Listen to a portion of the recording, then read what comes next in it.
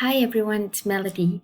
I realize that some of us who speak foreign languages sometimes find it difficult following along certain videos, just videos in general.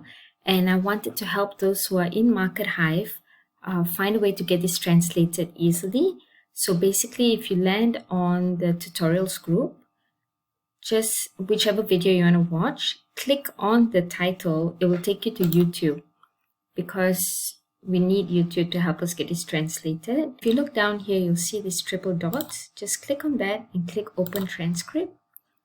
Now here you will see the timestamps and what is being said in the video at that exact time.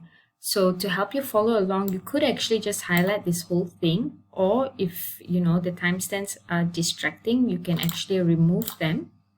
Click toggle timestamps to remove it. Then you just highlight the entire text, copy, go to Google Translate and paste it here. And yeah, so this is Indonesian. It's translating from English to Indonesian. And because I can kind of understand Indonesian, I can verify that this is pretty much accurate. But yeah, you can do whichever language you speak, like French or Spanish, etc. And I hope it makes sense. I hope you understand the gist of what's being said. Yeah, and I hope you find this video useful.